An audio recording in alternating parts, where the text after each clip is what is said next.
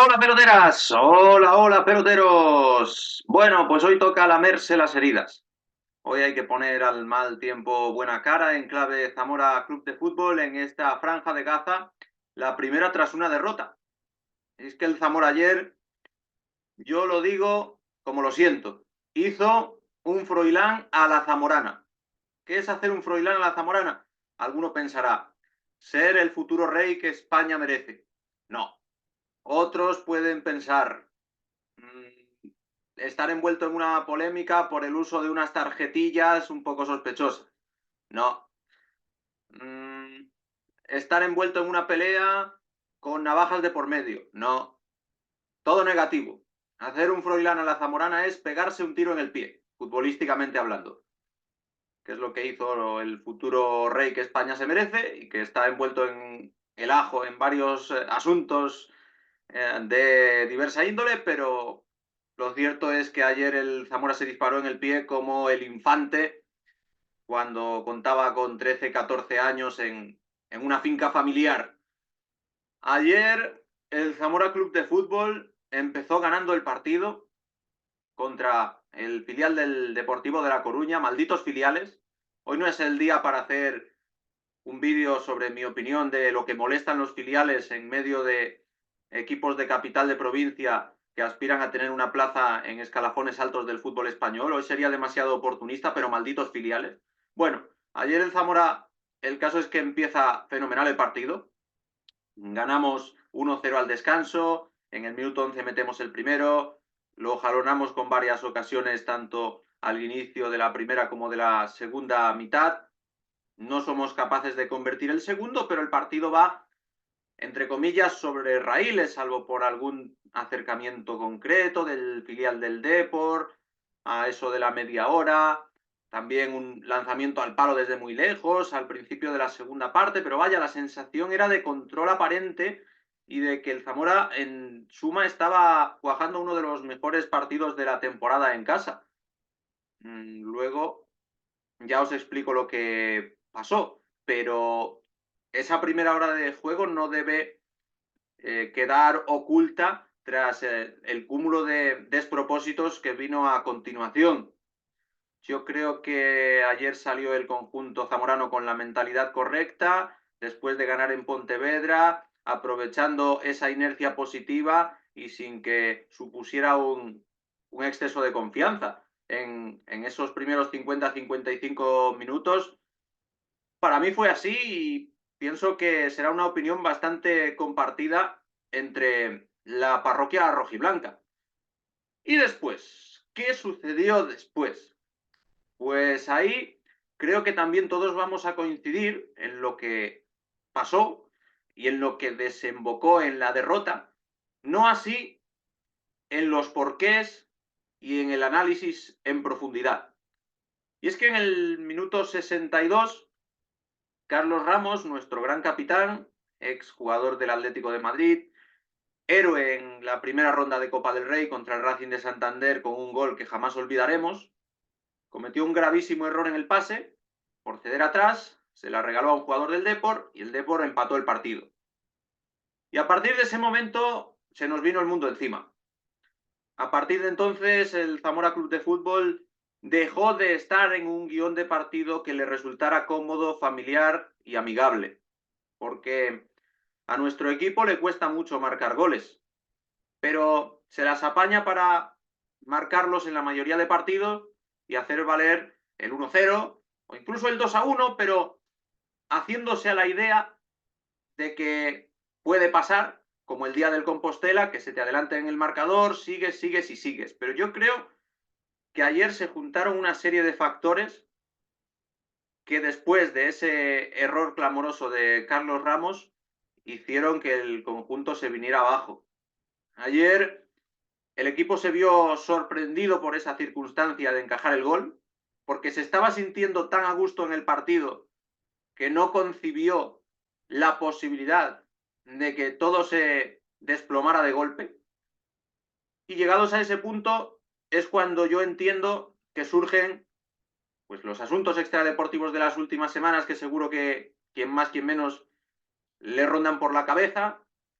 Es cuando se aparece el fantasma de otras ocasiones en las que se ha tenido la oportunidad de dar un golpe en la mesa y de seguir codo con los líderes una vez pasado el tramo más complicado supuestamente de la temporada, es cuando se empieza uno a dar cuenta de que al reloj solo le restan 30 minutitos, al partido le queda menos de media hora y en esa media hora hay que marcar un gol. Y para colmo de males, acto seguido, después del 1-1, todavía con el aturdimiento, nos cuesta una expulsión. La jugada de un contraataque del Depor, que sale Fermín Sobrón a intentar frenarlo, lo para en infracción y a partir de ahí el árbitro decide que es ocasión manifiesta de gol, que se quedaba solo el atacante coruñés frente a la portería de Fermín o de quien estuviera, que a continuación fue Troya, nuestro caballo de Troya particular, y eso originó la roja directa. 1-1, en las circunstancias ya relatadas, por una froilanada zamorana, más zamorana imposible, por una situación que tanto en lo deportivo como en lo deportivo se antoja complicada y sin solución de continuidad a tan solo 6 minutos después de ese 1-1, esa expulsión, ese 10 contra 11. Y ahí un conjunto que siempre suele estar especializado en levantarse, pues no lo consigue. Y no lo consigue porque ya he relatado los motivos que yo achaco. Para mí es muy injusto el cargar las tintas sobre unos jugadores o sobre un entrenador que nos han traído hasta aquí. Es cierto que después de esta jornada el Ourense queda 4 puntos por delante y el Pontevedra 3. Ahora iré con lo clasificatorio, pero antes quiero acabar de desarrollar lo que fue el partido. Y es que 10 contra 11, la tentación de muchos aficionados, que yo los entiendo y por supuesto los respeto, es que había que irse, vamos, a tumba abierta, a por el filial del Depor, que es un equipo que está en la zona baja de la tabla y que ayer abandonó las posiciones de descenso gracias a ese gol del último minuto, del minuto 96-97, que nos acabó dejando helados con el 1-2 definitivo. Y yo entiendo a esos aficionados porque es lícito y es humano pensar que si un equipo es superior, aunque tenga un jugador menos, tiene que volverse loco y tiene que desproteger su portería y tiene que perder, pero haciendo lo imposible por ganar, que es la teoría a la que se abonan muchos. Y yo lo que pienso es que ayer el Zamora, tras el 1-1 y quedarse con 10, hizo lo que pudo. Mm, Lo que pudo y más o menos lo que tocaba. No puedes renunciar en tu casa a ganar el partido, porque 10 contra 11 no serías el primer equipo ni el último que lo consigue, pero tampoco puedes obviar que no es lo mismo empatar que perder. Es que con un punto más ahora mismo el Zamora estaría a una derrota del Ourense y a un empate del... No, y a otra derrota del Pontevedra de ponerse líder. Ahora mismo, con la derrota, está a 2 tropiezos tanto de Ourense como de Pontevedra de ponerse líder. Estamos a esos 2 tropiezos. Con lo cual, ya lo creo que varía. Si yo valoro también las explicaciones de los que defienden esas teorías de había que ir con todo y sin reservas, porque 3 puntos y 1 hay 2 puntos de distancia, y entre 1 punto y 0 solo hay 1 punto de distancia. Ya bien, pero es que tampoco teníamos con qué a lo mejor, porque hay que recordar que el propio Deportivo de La Coruña, si bien ha encajado más del doble de goles que nosotros, solo llevamos 14 en contra, también ha marcado más que nosotros. Y eso que el Zamora Club de Fútbol lleva 49 puntos y el Depor creo que llegaba a 25, pues había marcado 33 goles y nosotros 29. Quiero decir, el Zamora Club de Fútbol de esta temporada, que nos tiene a todos muy satisfechos, salvo algunos que ya se impacientan más de la cuenta por episodios como el de ayer, que pasan en el fútbol, le pasan al equipo de uno y le pasan a los de los demás, se ha basado en la solidez defensiva este Zamora. Cualquier aficionado que se pusiera de entrenador y que expusiera ideas mucho más ofensivas en el Zamora actual, pienso que no le iban a salir las cuentas. Pienso que los puntos que tendría el equipo a estas alturas sería bastante menor. Tendríamos menos puntos yendo a tumba abierta que siendo un equipo consciente de sus virtudes y de sus carencias. Yo soy el primero que el día del Ourense eché en falta más espíritu ofensivo. Hace 2 semanas. Contra un equipo mucho mejor sobre el papel que el Depor B. Pero eran 11 contra 11 y el partido se te estaba desarrollando bien sin un vuelco fatal de los acontecimientos que te haga replantearte todo. Y 11 contra 11, claro. Ayer yo entiendo que el Zamora tantee el terreno, que haga lo posible por ganar, porque acabó en portería rival, pero que no desprecie tampoco la posibilidad de que el accidente se minimice con un empate que ya os he comentado a nivel clasificatorio lo que habría supuesto. Por lo tanto, para mí, esto que siempre se dice de la manta, que cuando te destapas los pies te tapas la cabeza y viceversa, para mí la manta de Movilla este año está muy equilibrada, como suele ser habitual en el entrenador vasco, que no construye los equipos más vistosos, pero sí construye los equipos más eficientes que puede armar. Y para mí de eso va el fútbol. Y ayer salió mal porque este tipo de despropósitos y de accidentes ocurren. Y si se juntan circunstancias deportivas y extradeportivas, es más probable que sucedan. Pero yo no creo que sea el fin del mundo. Es un paso atrás muy doloroso por el cómo, por cómo se produjo, porque desde luego el Depor por sí mismo dudo muchísimo que hubiera remontado, porque encima los que fallan son sobre todo Carlos Ramos y también en parte Fermín Sobrón, aunque en mucha menor medida, que son dos de los mejores de la temporada y Carlos Ramos un auténtico icono, lo mismo que el portero también. Entonces yo entiendo el dolor del paso atrás y que además puede ser muy costoso a final de temporada, porque el grupo se va a decidir por márgenes muy estrechos, porque los otros dos conjuntos aparentemente son muy sólidos y van a ceder pocas alegrías a la parroquia zamorana. Pero eso no quita para ver que hay vida y que hay que seguir luchando y que no se perdió nada, que quedan 9 jornadas, que sigue habiendo un Pontevedra-Ourense y que yo, aquí me las den todas, estoy seguro de que Pontevedra y Ourense van a pinchar 2 veces en estas 9 jornadas. Y ahora os argumento el porqué. De lo que tengo más dudas es de que nosotros seamos capaces de no pinchar en las 9 jornadas. Porque creo que los finales de liga son muy complejos para todos. Rara vez, muy rara vez, el campeón de una liga consigue la misma cantidad de puntos en la segunda vuelta que en la primera, o más puntos. Siempre en las segundas vueltas se consiguen menos puntos. ¿Por qué? Porque hay más tensión, porque hay más desgaste físico, porque hay más presión, porque todos los equipos se juegan algo importante en las últimas jornadas, incluyendo los de abajo, que a lo mejor en primera vuelta descuentan las hojas del calendario y dan por perdidos partidos contra los de arriba. Por una serie de motivos, en todas las ligas, las segundas vueltas son más difíciles, incluso para los que las ganan, que las primeras vueltas.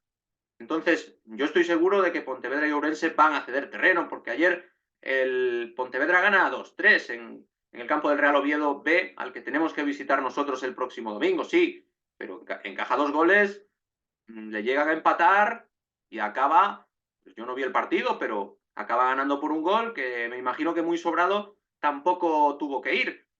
Y el Real Oviedo B es de los de abajo y no marca tantos goles, es de los que marca menos que en Zamora, a diferencia del filial del Deportivo de La Coruña.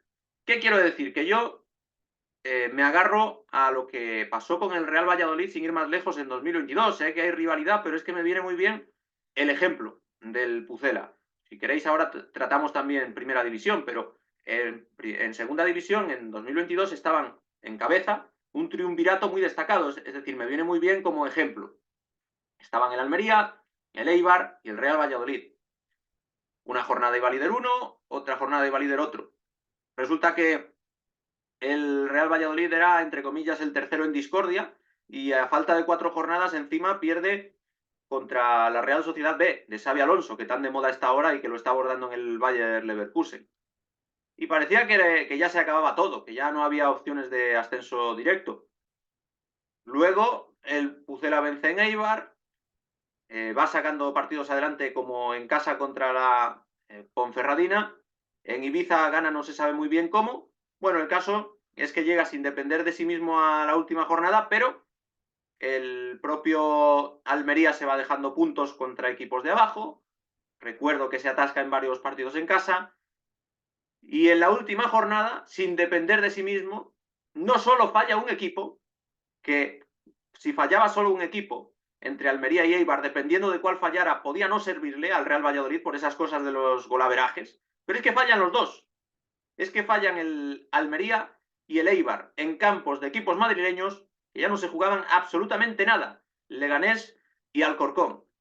Y en primera división, si queréis dejar al margen al Real Valladolid, porque siendo de Zamora os da mal rollo o lo que sea, en 2021 el Atlético tenía la liga ganadísima y llegó a tenerla perdida o por lo menos a depender de otros. El Barça llegó a depender de sí mismo en ese 2021 también para ganar esa misma liga. Por ejemplo, tenía un partido aplazado contra el Granada Club de Fútbol, que se recuperó en 3 semanas, y que todo el mundo dábamos por hecho que iba a ganar el Barça, que además todavía tenía a Messi, y ya con eso enfilaba la recta final sabiendo que estaba en su mano el destino de la competición. Pues va y por primera vez en la historia en el Camp Nou pierde un partido contra el Granada, el Fútbol Club Barcelona. Y hubo varios giros más de destino. ¿Qué quiero decir? Que esa, que encima fue una liga que se fue a casi 90 puntos, es decir, los equipos promediaron más de 2 por partido, fue una liga con muchos giros de guión final y estoy convencido de que la de Segunda Federación, Grupo Primero, 2023-2024, va a tener también muchos giros de tuerca de aquí al final. Entonces, creo que hay que ser crítico porque el partido de ayer te condena por errores propios y esos errores propios son indeseables, pero es que eso pasa.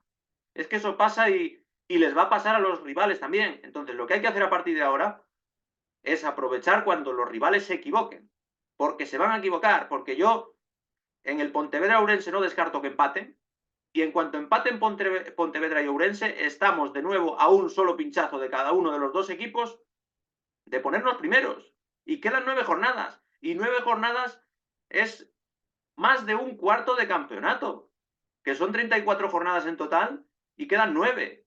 Entonces, creo que hay que ser autocríticos, creo que hay que decir lo que está mal y cuando un jugador clave falla y cuando el equipo se conforma y cada uno podrá tener su opinión, pero creo que tampoco hay que tirar todo lo construido y que hay que distinguir cuando un equipo te da más motivos para creer que para descreer y cuando es al revés. La temporada pasada era al revés. Esta campaña creo que en su conjunto no hay queja, con todos los traspiés que hayamos podido tener, con el hecho de ir en ocasiones de más a menos, porque en la primera vuelta fuimos de más a menos, con todo lo que queráis, con todos los matices que se quieran hacer, pero creo que hay que seguir confiando y que hay que venirse arriba y desde ya hacer borrón y cuenta nueva, corregir errores y ganar en el campo del Real Oviedo B, porque la semana que viene el Pontevedra recibe a un Avilés, a un Real Avilés que no ha perdido en los últimos 7 partidos, por poner un caso. El Ourense va fuera, que sabemos lo que cuesta ganar siempre fuera de casa, igual que a nosotros nos va a costar ganar en el campo del Real Oviedo, pero Zamora no se conquistó en una hora y el liderato del grupo primero de Segunda Federación tampoco se perdió en un partido. Así que decidme vosotros cómo lo veis. Aficionados neutrales, aficionados de Zamora, os recuerdo clasificación.